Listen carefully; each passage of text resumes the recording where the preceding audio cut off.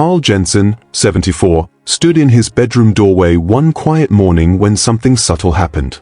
The sunlight fell across the room in a way it hadn't in years, and suddenly he saw everything he'd been walking around without thinking. The narrow path between the bed and dresser, the newspapers leaning on the wall, the showbox he meant to sort someday. It wasn't laziness, it was a lifetime of saving and enduring, the way his generation was raised. But when he reached for his heart medication and couldn't find it, his chest tightened in fear and frustration. He whispered, "I can't live like this anymore," and the words hung in the air heavier than the clutter itself. If you've ever had a moment when your home instantly looked different, almost as if it was asking for something to change, share it in the comments. You're not alone. Here's the first step Carl took, the one that naturally opened the door for everything that came next. Step 1. See your home with fresh eyes again. Carl started by doing something simple but surprisingly powerful. He walked through his home as if he were visiting someone he dearly loved, not the man who had lived there for decades. Something subtle happens when you do that. You stop moving on autopilot and you instantly begin to notice things you've been stepping around without thinking. As he stood in the hallway, he realized the path had narrowed to barely 2 feet wide, just enough to slide through sideways on tired evenings. That old chair in the corner, once used for neatly folded shirts, had slowly turned into a resting place for jackets, newspapers, and things he meant to put away later. The goal is to see the room the way a kind friend would see it, gently, honestly, and without judgment. After 60, our homes don't change much, but we do. Our bodies move differently, our energy shifts, and suddenly the layout that worked years ago feels tighter or heavier without us noticing. When Carl stepped back from his recliner and glanced across the room, he naturally saw how the coffee table sat too close to his walking path, barely 18 inches, just shy of what feels comfortable for easy movement. Simply shifting that table 3 or 4 inches to the left instantly opened the room and gave him a little breathing space. Here's the secret: small changes in your space can create big changes in how supported you feel.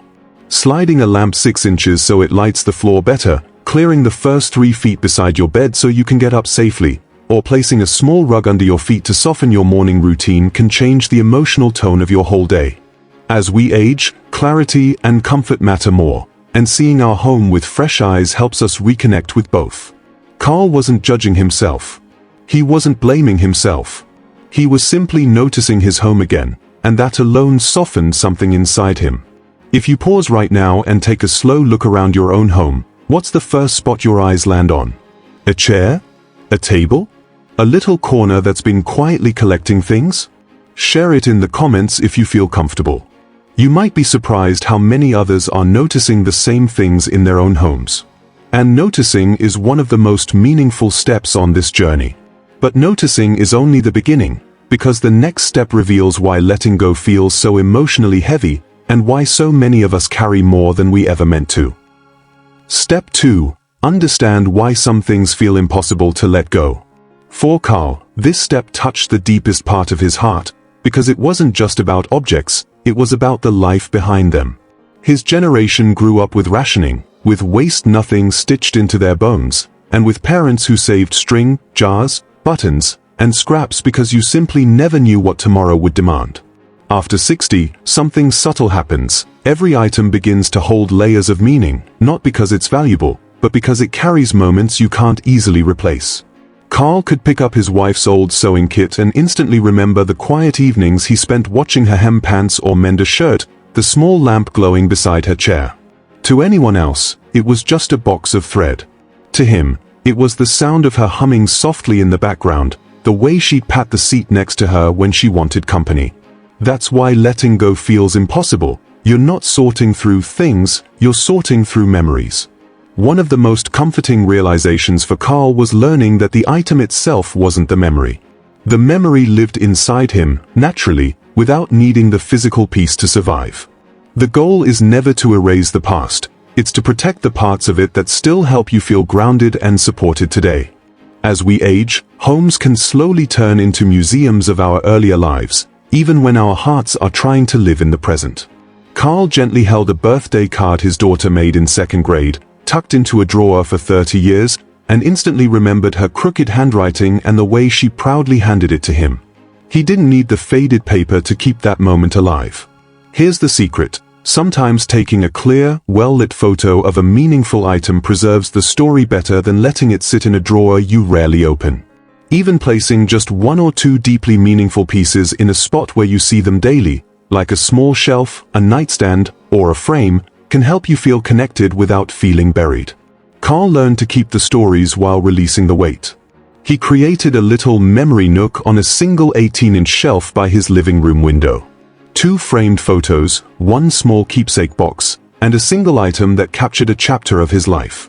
That gentle arrangement made the whole room feel calmer and let him honor his past without drowning in it. If you look around right now, what item in your home holds a story for you? What memory instantly comes to mind when you think of it? If you'd like to share, I'd love to read it in the comments. Your story might touch someone who needs it. And even when things carry powerful meaning, there's another side to this that Carl had to face. Meaningful or not, clutter can quietly threaten our safety, and that's where his journey took a serious turn. Step 3. Spot the hidden danger zones that threaten your independence. When Carl finally paused long enough to really see his home, something subtle happened. The clutter he'd been stepping around without thinking suddenly looked different. The hallway that once felt open now narrowed to a tight 2-foot squeeze, just enough for him to slide through sideways when he was tired. He noticed how a pair of shoes sat right in the middle of the walkway, the kind you set down just for a moment, and then forget because life keeps moving. A stack of magazines leaned against the wall at an odd angle, ready to topple if he brushed past them. Even the small table by the kitchen, the one that used to hold just a lamp and a bowl of fruit, had slowly turned into a landing spot for mail, receipts, old notes, and his medication, hidden under all the visual noise. It wasn't messy on purpose. It just happened slowly, the way clutter always does when life is full and routines stay the same. As we age, our balance shifts, our vision changes in low light, and our reaction time naturally slows, not because we're failing, but because our bodies are doing exactly what bodies do after 60. But clutter doesn't adjust for us. It keeps growing quietly, blending into the background until the day it suddenly becomes one of the most common reasons for trips, stumbles, and near falls. Here's the secret. Most danger zones don't look dramatic. They're small things, a corner too crowded, a shadow across the floor where a lamp sits too far back, a rug that curls at one edge, a stack of bags that quietly slides into your walking path. The goal is to let your home feel naturally easy to move through again, where you don't have to think about every step or brace yourself going from room to room. Carl took this step seriously once he realized how often he'd been catching his toe on the same little box by the laundry room. He slid the lamp in the hallway forward just 3 inches so it lit the entire walkway instead of leaving dark patches. He cleared the first 3 feet beside his bed so he could stand up safely in the morning without scanning the floor. He moved the laundry basket from the middle of the hallway to a small nook where it fit perfectly. And instantly, without doing a major clean-out, the whole home felt gentler, calmer, easier to breathe in. He didn't lose independence by dealing with the danger zones. He protected it. And that small shift changed how he felt in every room. Step 4. Use the 10-minute courage rule. Carl has always been the kind of man who handles things on his own. His generation was raised to fix what they could, carry what they must, and avoid asking for help unless life left them no other choice. So the idea of tackling a whole room felt overwhelming, almost embarrassing, like admitting he couldn't keep up anymore. That's when something subtle happened. One afternoon, standing in his living room feeling stuck, he whispered to himself, 10 minutes. I can do 10 minutes. And that single thought changed everything. He set a timer on his phone and picked one drawer, one corner, one tiny spot he could face without thinking too hard about it. Instantly, the task felt smaller, lighter, almost doable. Here's the secret. When you give yourself a clear ending point, your body relaxes. The goal is not to finish the whole room. The goal is to create a tiny win your mind can accept. After 60, our energy comes in shorter bursts, and pushing for long stretches only leads to frustration and fatigue. But 10 minutes? 10 minutes is gentle. 10 minutes is human. 10 minutes creates momentum without draining you. Carl started with a drawer in his kitchen that had become a catch-all for pens, batteries, tape, and everything he didn't know where else to put. He took out 3 things, tossed the dead batteries, wiped the bottom of the drawer with a damp cloth, and the timer went off. Naturally, he stopped right there. And you know what he felt? Relief. A little burst of pride he hadn't felt in years. That tiny victory carried into the next day, and then the next. He cleared a corner beside his recliner by sliding a stack of magazines to the recycling bin and moving the lamp 2 inches to the left so it didn't cast shadows across the floor at night. He didn't overhaul the room, he nudged it. One nudge at a time. As we age, small adjustments like that instantly change how safe and supported a space feels. You don't need hours. You don't need a team. You just need a timer and a small spot that feels possible. If you were to set a 10-minute timer tonight, which little spot would you start with first? A drawer? A nightstand? A tiny pile on the kitchen counter? Share it in the comments. Your idea might give someone else the courage to begin. And even with this new rhythm, Carl discovered there was another emotional hurdle waiting for him, something many seniors carry quietly for years.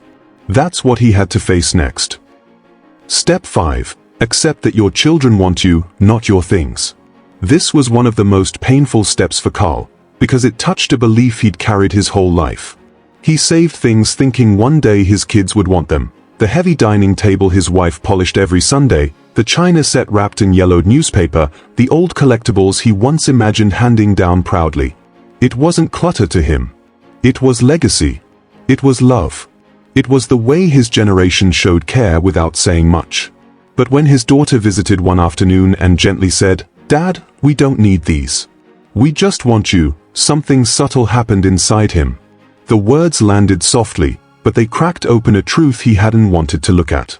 For a moment, it hurt, almost like his memories weren't valuable anymore.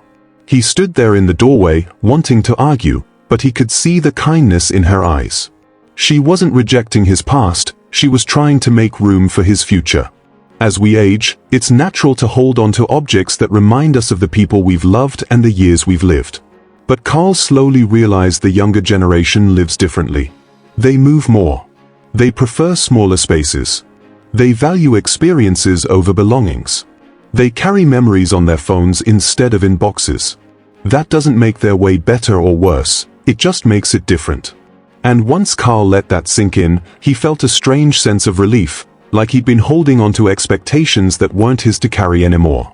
The goal is not to force your children to take things they don't have space for. The goal is to give them the stories behind the items, the moments that shaped you, the meaning that never fades.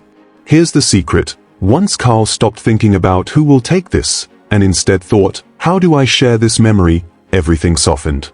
He naturally started what he called the blessing box ritual.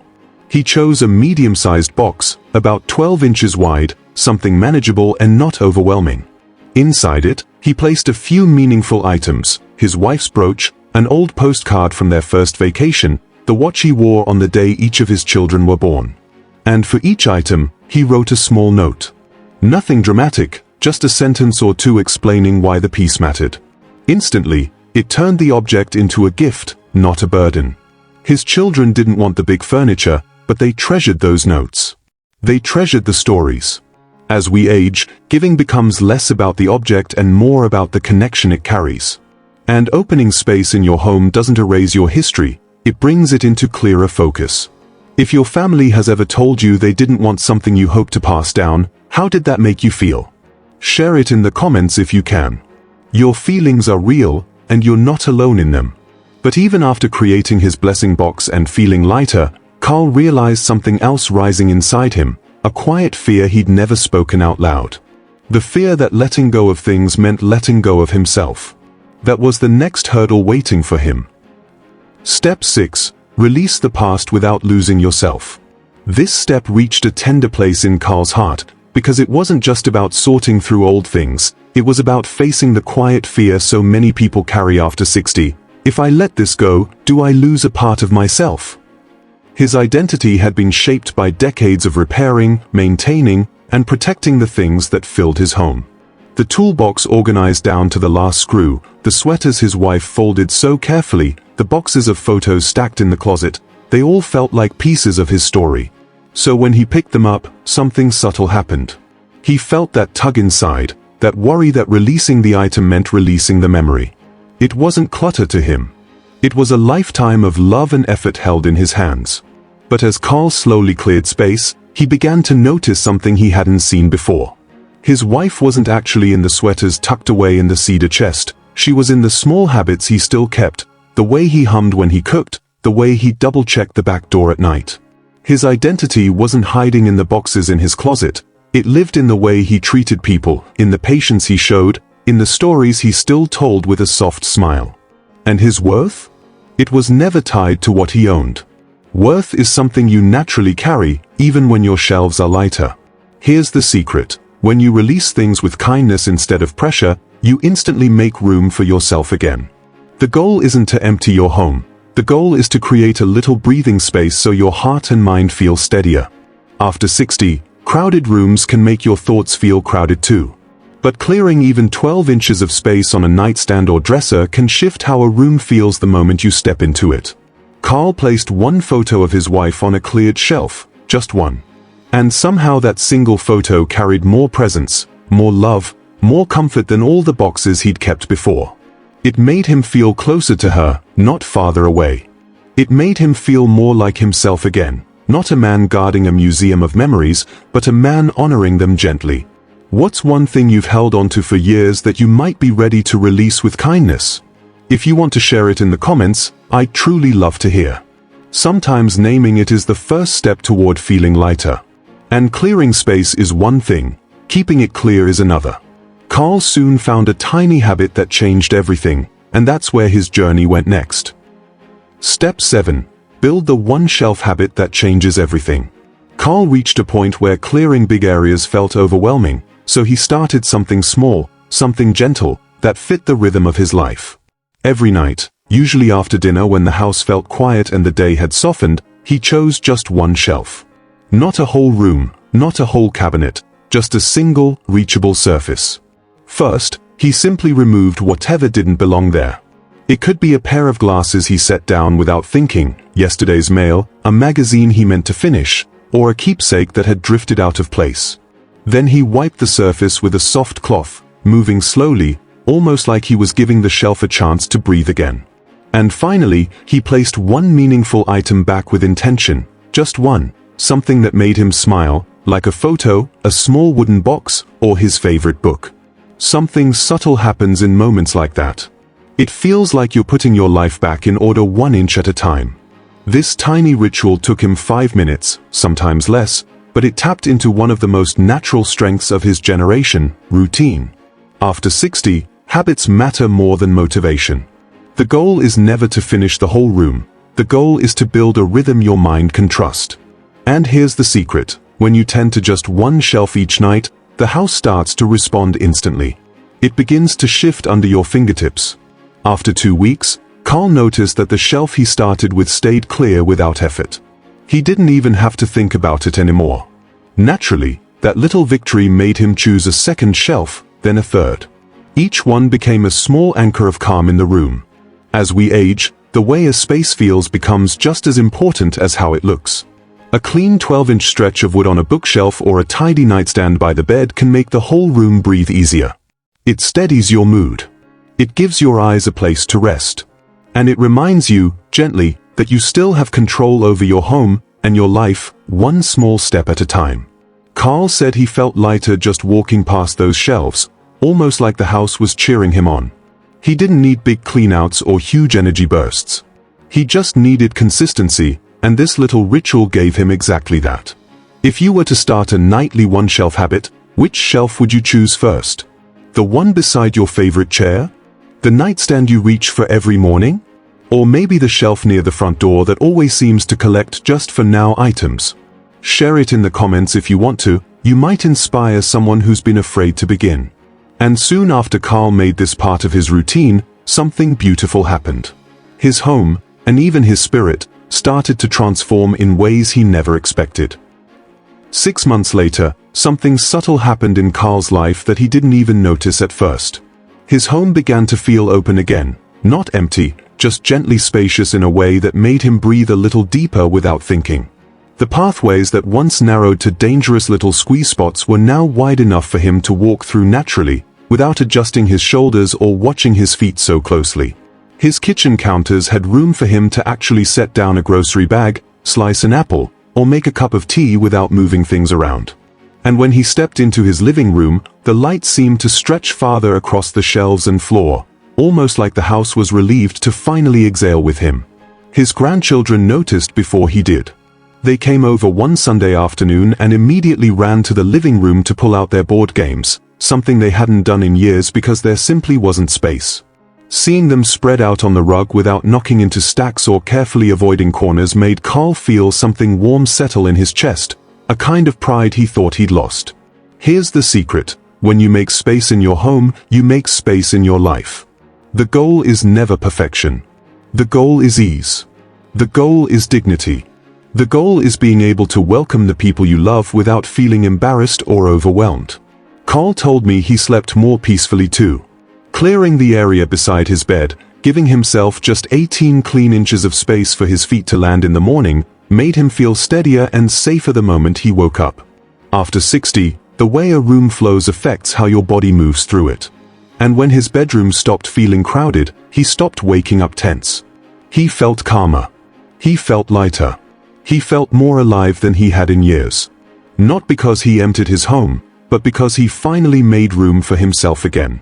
Naturally, that small but steady transformation softened the heaviness he'd been carrying. His home didn't just look better, it felt better. And that changed everything. Which of Carl's steps feels like the one you need most right now? I'd truly love to hear your story in the comments. Sometimes saying it out loud is the very first step toward reclaiming a little more of your own peace. And if Carl's journey gave you a bit of courage today, tap like so more seniors can feel supported and seen. Subscribe to keep aging with comfort, dignity, and joy, one gentle step at a time.